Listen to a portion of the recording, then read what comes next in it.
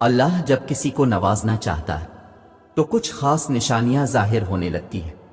یاد رکھو، اللہ جب نوازنے پہ آتا ہے تو پھر بے حساب نوازتا ہے، بے شک وہ جسے چاہے اپنی رحمت سے خاص کر لے۔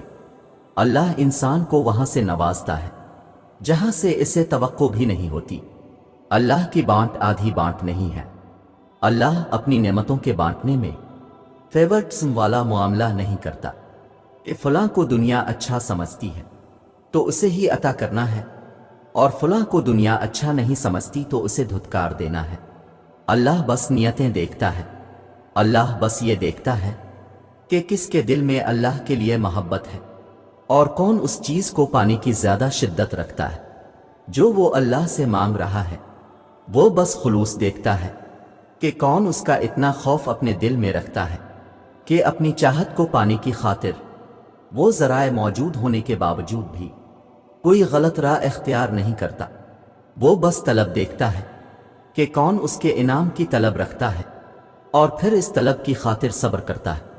یہی سب دیکھ کر اللہ فیصلہ کرتا ہے کہ کس کو کیا، کب اور کتنا دینا ہے۔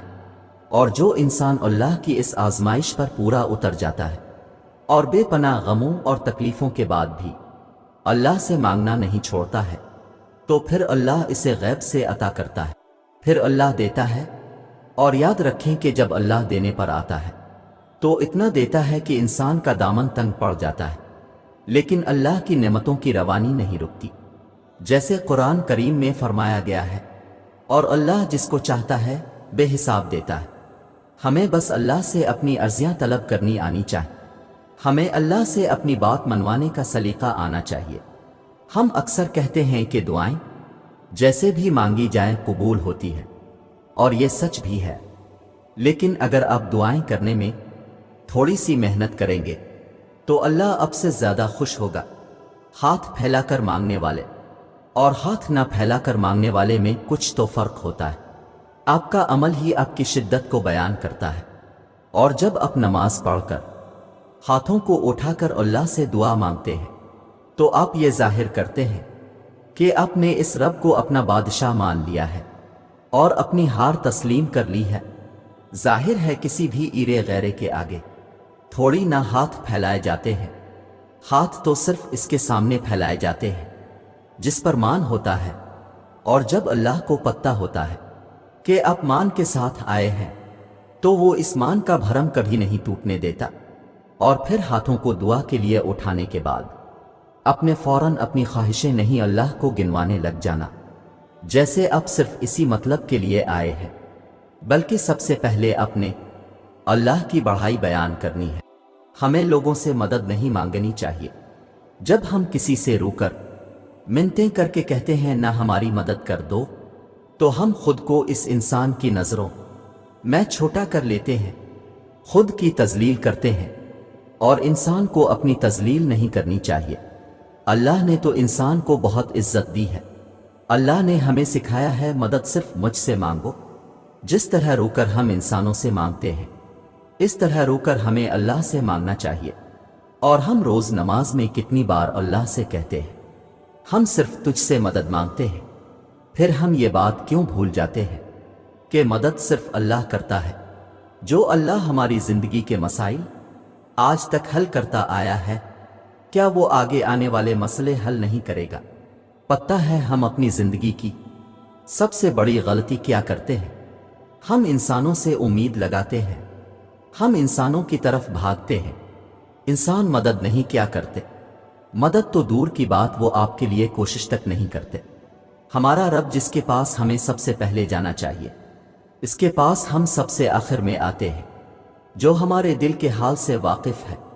بس ایک اسی کو ہم اپنے دل کا حال نہیں بتاتے، اللہ سے نہیں کہتے صرف آپ ہی ہیں جو مجھے اس مشکل سے نکال سکتے ہیں، صرف آپ ہی ہیں جو مجھے راستہ دکھا سکتے ہیں، صرف آپ ہی ہیں جو میری مدد کر سکتے ہیں، صرف آپ ہی ہیں اللہ جو مجھے عطا کر سکتے ہیں۔ آپ دے دیں تو کوئی روک نہیں سکتا، آپ روک دیں تو کوئی دے نہیں سکتا۔ اللہ کے پاس تو سب اختیارات ہیں، سب کا مالک وہ ہے۔ جو چیز ہمیں چاہیے اس کا مالک بھی اللہ ہے، تو پھر مانگنا بھی اللہ سے چاہیے، انسانوں سے نہیں۔ اپنے لیے کوشش خود کرنی چاہیے اور مدد اللہ سے مانگنی چاہیے۔ یقین کریں انسان واقع مدد نہیں کیا کرتے، ان سے مدد مانگ کر خود کی تذلیل نہیں کرنی چاہیے۔ ہم ڈھیروں شکوے کرتے ہیں، ہمیں وہ نہیں ملا جو ہمیں چاہیے تھا، اور ان نعمتوں کا کبھی سوچتے ہی نہیں جو اللہ نے بن مانگے ہمیں دے دیں۔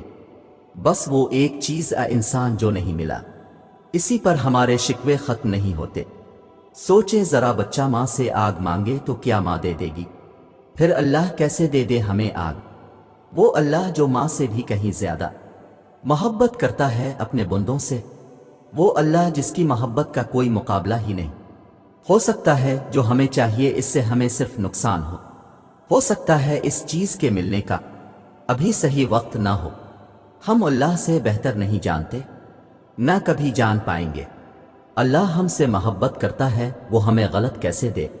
اللہ کا شکر کریں، اس نے جو بھی دیا ہے بہترین دیا ہے، اور جو نہیں دیا اس کے نہ ملنے پر بھی شکر اور صبر کرے۔ وہ ہم سے بہترین جانتا ہے، وہ ہمیں بہترین دیتا ہے۔ نا امید کیوں ہوتے ہو؟ اللہ پر بھروسہ نہیں، اس کی طاقت اور قدرت سے بے خبر ہو؟ وہ تو ہر شے پر قادر ہے۔ ایک وہی تو ہے جو امیدیں پوری کرتا ہے، ناممکن کو ممکن بناتا ہے۔ پھر کیوں مایوس ہوتے ہو؟ یقین رکھو وہ یہ وقت بھی بدل دے گا، خوشیاں پھر سے تمہارے حصے میں آئیں گی۔ حالات کبھی ایک جیسے نہیں رہتے، آج برے ہیں تو کل اچھے ضرور آئیں گے۔ بھروسہ رکھو، اللہ سے باتیں کیا کرو، وہ تمہارا انتظار کرتا ہے۔ اس کے آگے آنسو بہایا کرو، وہ تمہارے یہ آنسو مٹانا چاہتا ہے۔ وہ تمہاری دعاؤں کا انتظار کرتا ہے، وہ چاہتا ہے تم اس سے مانگو تاکہ وہ ان دعاؤں پر کن فرمات دے۔ بس تم بے یقینی اور بے دلی سے مت مانگا کرو، قبولیت کے یقین کے ساتھ اس کے آگے جھولی پھیلایا کرو۔ تم اس کو جب جب پکارتے ہو وہ تمہیں سنتا ہے، وہ نہیں دیکھتا کہ تم اس کے پاس کیسے آ رہے ہو، کتنے وقت کے بعد آ رہے ہو۔ وہ تمہاری صدا ہمیشہ سنتا ہے، اس نے تمہیں کبھی تنہا نہیں چھوڑا، بلکہ وہ تو تمہارا انتظار کرتا ہے۔ دن میں 5 وقت خود بلاتا ہے، تہجد کے سجدوں کو تم تک لے کر آتا ہے تاکہ تمہیں سنے، تمہاری بے سکونی دور کر دے، تمہاری امیدیں بھر دے۔ وہ جب چاہتا ہے کہ ہو جائے تو وہ ہو جاتا ہے۔ صبر رکھو، تم نہیں جانتے کہ تمہارے لیے کیا صحیح ہے اور کیا غلط۔ اس کی دیر تمہاری نظر میں دیر ہے، جبکہ وہ عطا اپنے صحیح وقت پر ہی کرتا ہے۔ صبر اور یقین رکھو، وہ تمہیں اتنا عطا کرے گا، تم اس کا شکر ادا کرنے میں ساری عمر گزارنا چاہو گے۔